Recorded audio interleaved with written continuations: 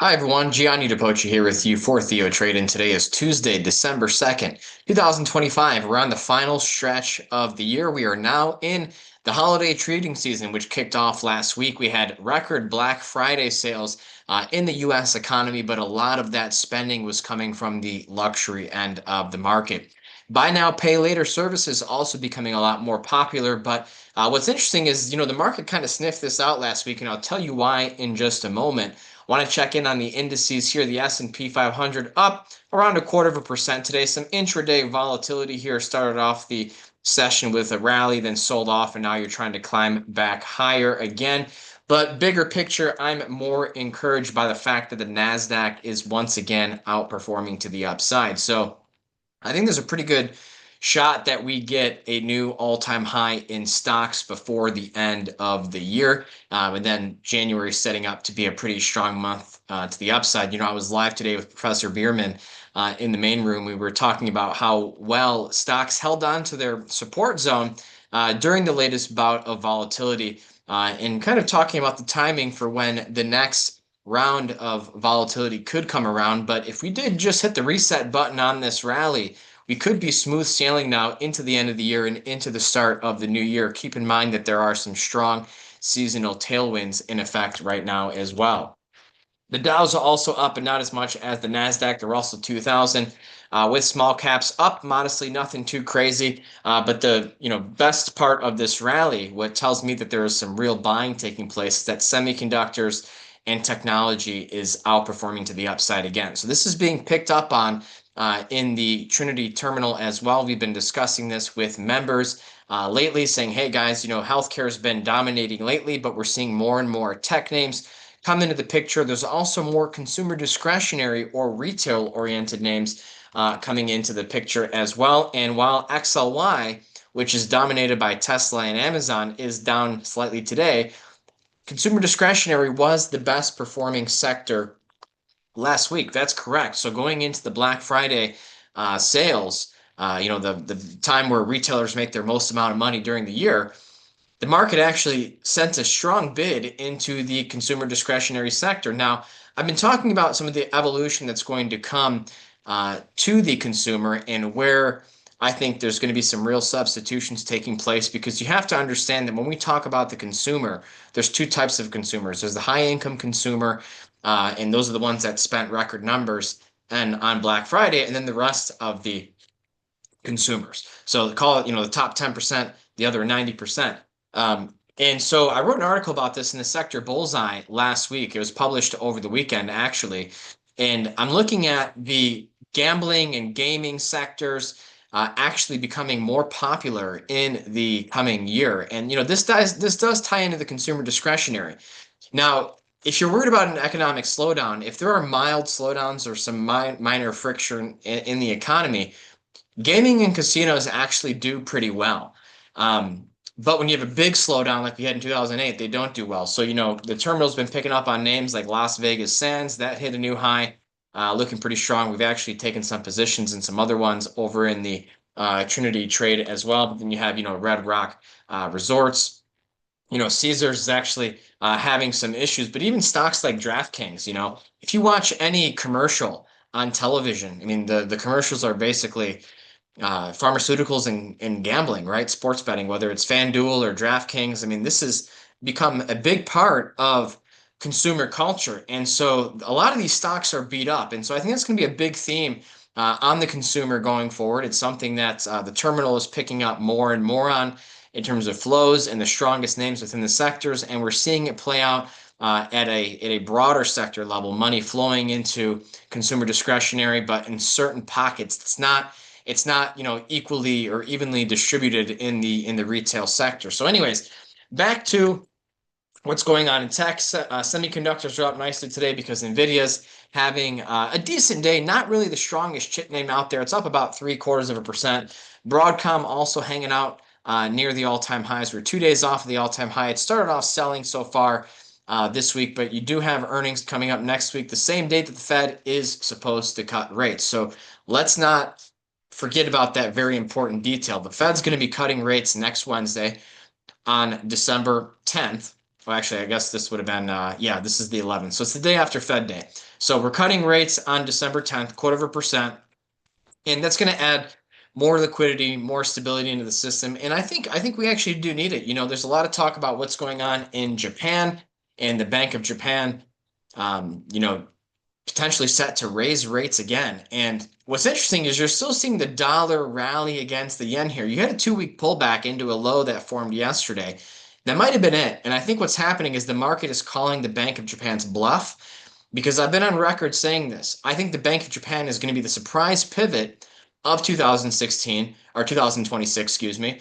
And you're going to see a massive wave of stimulus come from that central bank, which is really the only last major central bank in the world that is not already accommodative. Whether it's Switzerland, which has interest rates back at zero, whether it's the ECB, whether it's the Fed, really all you have left is the Bank of Japan. And so you get the Bank of Japan lowering rates next year. Again, they're talking about raising rates in the near term, but the market doesn't believe them. Otherwise, the yen would be continuing its climb and the dollar yen currency pair would be dropping. I think you're going to see a pivot there, and it's going to add further fuel to the carry trade, which is, again, people borrowing money in yen, investing it elsewhere in the world. And as the currency depreciates, it kind of is some financial alchemy, and it becomes almost an asset in the sense where you're paying that loan back with yen that are worth less than when you borrow. Some pretty amazing financial alchemy. So you take a look at some of the other Mag 7. Again, I think these would be the main beneficiaries of such a development. Apple's hitting a new all-time high today. I still think Tesla is going to be the Magnificent Seven stock of 2026. This is the stock that best represents the future economy, whether it's robots, AI, battery storage, new vehicles, new energy solutions. Tesla's got it covered. So this one hasn't hit a new all-time high this year. I think that is going to change sooner than later. Amazon up slightly today, but well off the highs. Microsoft was seeing a strong bid earlier in the day. That one has kind of slowed down. And of course, there's Google, which has been on an absolute tear. I'd love to see Google kind of digest and go sideways a little bit here, because it's more than doubled since April. And the fact that you have names like Tesla that have not hit a new all-time high in 2025. If Tesla doesn't hit a new all-time high this year, that's a prime candidate, I think, for it to outperform, because it's all about rotation in this market. I mean, you look at what happened in Meta, for example, earlier this year. Meta, was one of the stronger names in the Mag 7. It peaked back in August, and it suffered a pretty steep correction, right? We're talking like, about 30% from its high to its low that formed in November, and now it's trying to come back higher. But again, these types of rotations can take place within the Mag 7. It's healthy, it's normal. That's what we want to see. We don't want to just see, NVIDIA going to the moon. In fact, my target on NVIDIA, we do have an open position in that here in the live room. I just have an upside target of 230. So again, good things happening at the tech level. The fact that we're seeing tech lead coming out of that low that formed not this past Friday, but the previous Friday is a very good sign. Now, we're also seeing a big rally play out today in both Bitcoin and Ethereum. So, are we kind of sniffing out the more liquidity coming back into the picture? I'm not ruling out that possibility. Also not ruling out the possibility for a final washout lower into the $74,000, $76,000 level. The problem with Bitcoin now is that you wouldn't really have a strong confirmation that a low is complete until you get back above 100K. You get back above 100K, really even 108,000, the bottom's in. The bottom's in. The problem is that's still quite a distance away from where we are now. So if you are dipping your toes back into the space like I am, start small. You can always add, but it doesn't take a lot of money to make a big difference. It doesn't take a huge position to make a big difference in your portfolio's bottom line. So Ethereum's up almost 10% today. Also watching Solana, that's up around 13%, 12.5%. Good things happening in this space to kind of reinforce the idea that a bottom is being hammered out. Then, of course, you have gold and silver. Gold still has not hit a new all-time high since topping out in October. Silver hit a new all-time high yesterday, showing some strength here.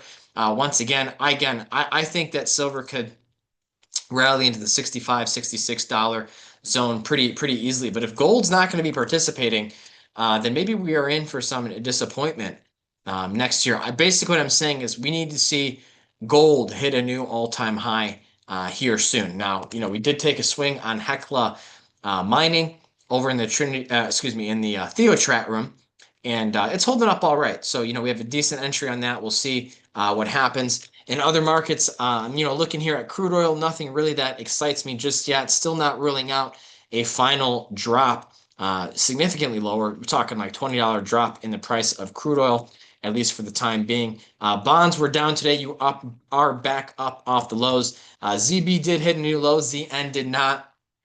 I think that we're kind of shaking out some of the week longs here before we get a rate cut next week and send bonds into a rally mode. So all in all, guys, you have seasonal tailwinds right now. There's still a healthy element, a healthy dose of skepticism and fear in this market.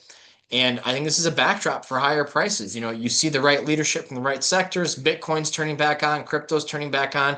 Risk appetite seems to be coming back into the tape.